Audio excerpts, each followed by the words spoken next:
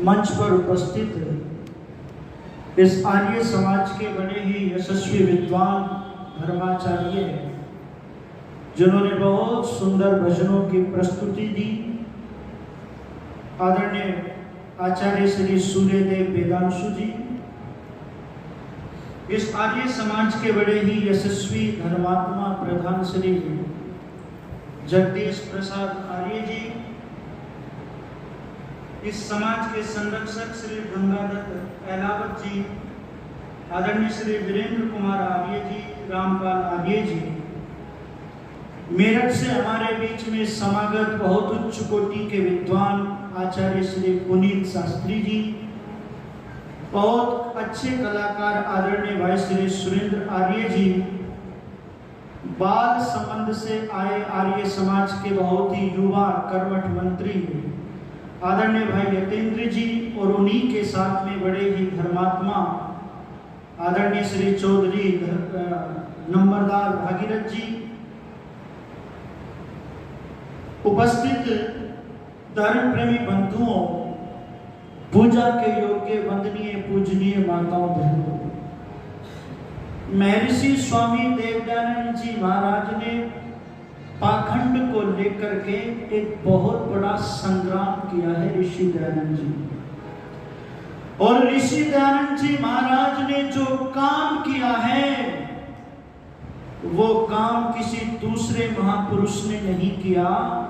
जितना उपकार ऋषि दयानंद जी महाराज ने हमारे ऊपर किया है, पूरे विश्व के ऊपर किया है उस ऋषि दयानंद जी ने उपकार। और जो बात ऋषि दयानंद जी ने हमारे बीच में प्रस्तुत की, वो बात हमसे छूट गई थी, उस बात को हम भूल गए थे।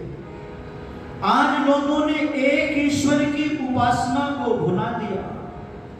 ऋषिवर देवदानंद जी महाराज से पहले इस देश के लोग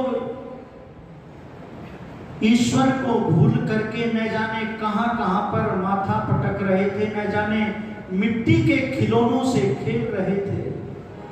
उस ऋषिवर देवदानंद जी महाराज ने कहा, देखो ईश्वर सर्वव्यापक है, ईश्वर निराकार है। हम लोगों ने उस ईश्वर को अवतार मान करके पूजा शुरू कर दी, ईश्वर को भूल करके। और इस अवतारवाद से माताओं बहनों, महमूद गजनवी ने मंदिरों को तोड़ा, और उन मंदिरों में जो हीरे जवाहरात थे वो सब लूट करके अपने देश को ले गया। इस देश के अंदर से सुंदर सुंदर स्त्रियों को, नौजवानों को लेकर के चला गया। इतिहासकार लिखता है, यदि एक एक ईंट का रोड़ा भी फेंक करके मारते सेना परास्त हो जाती, पर पुजारियों ने कहा शस्त्र उठाने की आवश्यकता नहीं है, ईश्वर हमारी रक्षा करेंगे। इस अवतारवाद से मेरा देश गुलाम हुआ। इस अवतारवाद में फंस करके आज भी हम ईश्वर से दूरी बना ली, आज भी हम ईश्वर से दूर हैं। और हमने गीत गाए, कैसे गीत गाए? कभी राम बन के, कभी श्याम बन के चले आना, प्रभु जी चले आना। कभी राम बन के, कभी श्याम बन के चले आना, प्रभु जी चले आना। माताएं बहनें इस गीत को खूब गाती हैं, मंदिरों में ये गीत खूब बजता है। कुछ कहती हैं, तुम राम रूप में आना, सीता साथ लेके धनुष हाथ लेके। कुछ कहती हैं राम के नहीं, श्याम के रूप में आना। और क्या लेकर के आना बताओ? माताएं बहनें बोलेंगी आवाज। हाँ, राधा साथ लेके, और तीसरी मुरली हाथ लेके। मैं रुड़की में सुना रहा था, मैंने कहा माताओं बहनों, कृष्ण के साथ में तो न्याय कर दो, कम से कम रुक्मणी तो बोल दो, उसकी पत्नी तो रुक्मणी थी। तुम्हें मुरली पसंद आई, सुदर्शन चक्र पसंद तो धर्म प्रेमी बंधुओं, परम पिता परमात्मा ना राम बनता ना श्याम बनता, वो जन्मों के बंधन से दूर है। वेद का मंत्र कहता है अपानी पादो जगनो गृहीता। दर्शन का सूत्र कहता है क्लेशा कर्म विपाक। वो परम पिता परमात्मा क्लेश कर्म विपाक अविद्या छिद्र उसमें नहीं है, वो इनसे दूर है। और एक और तो हम परमात्मा को कहते हैं त्वमेव माता च पिता त्वमेव, त्वमीना पिता वसो सैनो बंधुर जनिता, कि वो परमात्मा हमारा गुरु है, आचार्य, राजा, न्यायाधीश है। एक और हम ये कहते हैं और एक और हम जो है उसका अवतार मान करके उसको पूजते हैं, उसको मानते हैं। राम रख जी ने बहुत सुंदर पंक्तियां लिखी। और माताओं बहनों, इस गीत को याद कर लो। जब मंदिरों में जाओ, जब भगवान का भजन करो, तो ये गीत आपको याद होना चाहिए। नहीं राम बनता नहीं श्याम बनता, जन्मों के बंधन से प्रभु दूर है, जन्मों के बंधन से प्रभु दूर है। नहीं राम बनता नहीं श्याम बनता, जन्मों के बंधन से प्रभु दूर है, जन्मों के बंधन से प्रभु दूर है। कण कण में व्यापक है वो, कण कण में व्यापक है वो, तन मन में व्यापक है वो, तन मन में व्यापक है वो। जन्म लेता नहीं आता जाता नहीं, सारी सृष्टि में ही भरपूर है, वो सारी सृष्टि में ही भरपूर है। नहीं राम बनता नहीं श्याम बनता, जन्मों के बंधन से प्रभु दूर है, जन्मों के बंधन से प्रभु दूर है। प्रभु कैसे गर्भ में आता, प्रभु कैसे गर्भ में आता, वो तो सबका पिता और माता, वो तो सबका पिता और माता। रक्षा करता है वो सबका भरता है वो, नाम उसका ओम ही मशहूर है, नाम उसका ओम ही मशहूर है। नहीं राम बनता नहीं श्याम बनता रे, जन्मों के बंधन से प्रभु दूर है, जन्मों के बंधन से प्रभु दूर है। जन्म लेता है सो मरता भी है, जन्म लेता है सो मरता भी है, और शौक मोह करता भी है, और शौक मोह करता भी है। जो अवतार भी होगा तो बीमार भी होगा, तन के संग में ये व्याधि जरूर है, तन के संग में ये व्याधि जरूर है। नहीं राम बनता नहीं श्याम बनता, जन्मों के बंधन से प्रभु दूर है, जन्मों के बंधन से प्रभु दूर है। वेद कहता है वो निराकार है, वेद कहता है वो निराकार है, सर्वव्यापक है वो सर्वधार है, सर्वव्यापक है वो सर्वधार है। ग्रंथ कहते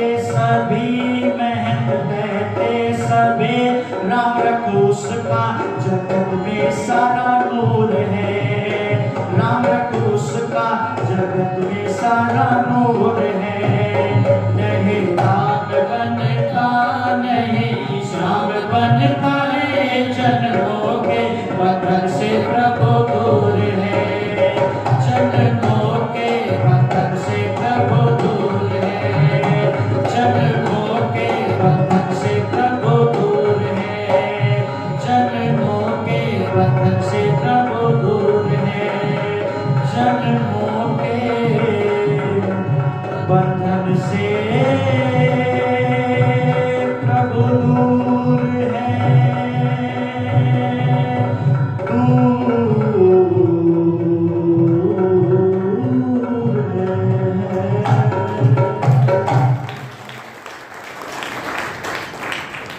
नहीं राम बनता ना श्याम बनता, जन्मों के बंधन से प्रभु दूर है। कण कण में व्यापक है वो, तन मन में व्यापक है वो। ईशावास्यम इदं सर्वम यत्किंच जगत्याम जगत्। हमारे संतों ने, हमारे ग्रंथों में उस ईश्वर को निराकार माना गया, निराकार कहा गया उस ईश्वर को। और यदि अवतारवाद में ले लोगे तो वेद की बातें, सृष्टि का जो क्रम है वो सब कुछ बिगड़ जाएगा, सब कुछ बिगड़ जाएगा। मैं निवेदन करने लगा हूं, बाबा तुलसी ने रामचरितमानस के अंदर चौपाई लिखी, बिनु पग चलत सुनत बिनु काना, कर बिनु कर्म करई विधि नाना। बिनु पग चलत सुनत बिनु काना, कान नहीं है पर सुनता है वो। किसकी सुनता है? जो भगवान का भक्त होता है। बिना हाथ और पैर के सारे अपने कर्मों को ईश्वर करता है। कभी निठल्ला आलसी बन करके किसी से अपने काम करने में सहायता नहीं लेता।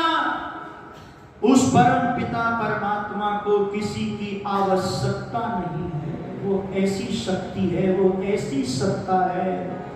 और मैं आपसे निवेदन करने लगा हूं कि ऋषिवर देवदानंद जी महाराज ने ईश्वर की पहचान दी। ऋषिवर देवदानंद जी महाराज ने कहा है, संसार के लोगों, जिस ईश्वर को तुम निराकार वो साकार मानते हो, वो ईश्वर तो निराकार है। वेद में उसको सर्वज्ञ सर्वंतर्यामी कहकर के पुकारा गया।